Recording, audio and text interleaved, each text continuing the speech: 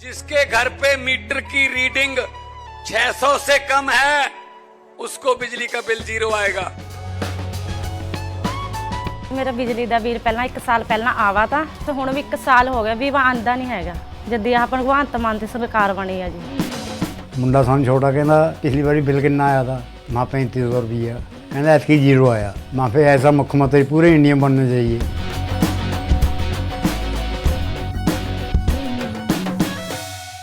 हिमाचल की सबसे बड़ी संपदा वनों को आगजनी से बचाने के लिए वन विभाग ने प्रयास तेज कर दिए हैं। वन विभाग जहां लोगों को वन संपदा को बचाने के प्रति जागरूक कर रहा है, वहीं जहां नए जंगलों तैयार किए जा रहे हैं, वहां कंट्रोल फायर कर जंगलों को बचाने की कोशिश हो रही है। वन मंडल अधिकारी रामपुर गुरहर्ष ने बताया कि हिमाचल प्रदेश की सबसे बड़ी संपदा यहाँ के वन है और हिमाचल सरकार इको टूरिज्म पर ज्यादा ध्यान दे रही है। इको टूरिज्म वन क्षेत्र में होने वाला है और वनों को खतरा सबसे ज्यादा जंगलों की आग से है। उन्होंने बताया कि हाल ही के दिनों में रामपुर वन मंडल के तहत कई स्थानों पर आगजनी की घटनाएं हुई हैं, जिसमें नए पौधरोपण वाले इलाके भी जले हैं। इससे अकेले वन विभाग या सरकार को वनों में लग रही भीषण आग को रोकने में मुश्किलें आ रही हैं। इसमें स्थानीय लोगों की भागीदारी आवश्यक है, तभी वनों को आग से बचाया जा सकता है। ऐसे में वन विभाग अधिकारी से स्थानीय लोगों से अपील की है कि जब भी वनों में आग लगे तो वन विभाग के सहयोग के लिए लोग आगे आएं, ताकि अमूल्य वन संपदा को बचाने में स्थानीय समुदाय का योगदान रहे। उन्होंने बताया कि इस बार ग्राम सभाओं में वन अग्निवीर का कॉन्सेप्ट लेकर गए हैं। आम लोग अपने आप को वन विभाग के पास अग्निवीर के तौर पर पंजीकृत करवा सकते हैं, यानी फॉरेस्ट फायर योद्धा के नाम पर उन्हें जोड़ा जाएगा। उन्होंने कहा कि अधिकतर आगजनी की घटनाओं को लोगों द्वारा अंजाम दिया जाता है। ऐसी अग्नि की घटनाओं की जानकारी अगर कोई व्यक्ति देता है तो उसकी पहचान को गुप्त रखा जाएगा और उन्हें पुरस्कृत भी किया जाएगा। मैं ये सच में कहना चाहता हूँ, देखो हिमाचल प्रदेश की जो सबसे बड़ी संपदा है वो यहाँ के वन ही है। इको टूरिज्म पे सरकार का बहुत ज्यादा जोर है। इको टूरिज्म इज टूरिज्म जो कि फॉरेस्ट एरियाज में होने वाला है और फॉरेस्ट को सबसे ज्यादा खतरा है ही फॉरेस्ट फायर से। अभी जैसे हाल ही के सप्ताह में देखा गया रामपुर वन मंडल में डंसा इत्यादि क्षेत्रों में बहुत ज्यादा आग की घटनाएं हुई हैं, जिसमें कुछ प्लांटेशन एरियाज भी बर्न्ट हुए हैं।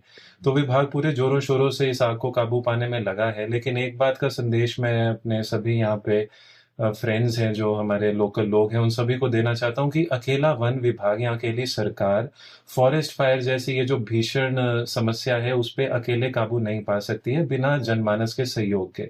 तो मेरी सभी से अपील है कि जब भी फॉरेस्ट फायर लगे और वन विभाग उसको बुझाने की कोशिश करे तो कृपया करके बढ़ चढ़कर उसमें अपना सहयोग दें, क्योंकि आपके सहयोग के बिना वन अग्नि पर हम काबू नहीं पा सकते हैं। और साथ ही कुछ और भी हम करने लगे हैं पहल। जैसे इस बार ग्राम सभा की मीटिंग्स हुई थी तो उसमें हमने एक वन अग्निवीर का कॉन्सेप्ट दिया है।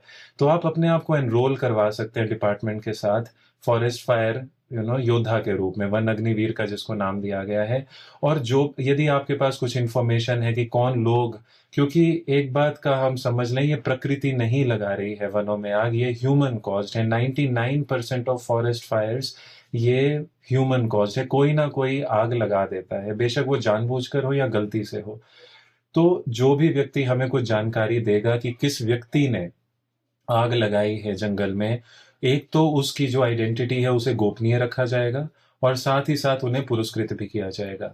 और इसके उलट यदि सरकार की बार बार रिक्वेस्ट करने के बावजूद भी हम पाते हैं कि कुछ एरियाज इस तरह से हैं जहां पे सहयोग नहीं मिल रहा है, तो मैं बताना चाहूंगा कि जो हमारा इंडियन फॉरेस्ट एक्ट है उसमें ये प्रावधान है कि जब आप अपनी राइट्स एक्सरसाइज करते हैं फॉरेस्ट में तो आपके कुछ दायित्व भी होते हैं। तो एक दायित्व है वन अग्नि को रोकना, उसकी जानकारी देना जब इन्वेस्टिगेशन होती है, और यदि आप वो करने में नाकाम रहते हैं, अपने दायित्व नहीं फॉलो कर पाते हैं, तो फिर जो वो अधिकार जो आप राइट्स एक्सरसाइज करते हैं जैसे टीडी इत्यादि, तो सरकार उनको भी सस्पेंड कर सकती है।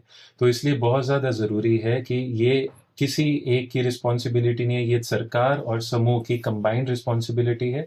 और इसलिए मेरी अपील है कि हमें इसको मिलकर इसका सामना करना है। पंजाब केसरी टीवी के लिए रामपुर बुशहर से विशेषज्ञ नेगी की रिपोर्ट।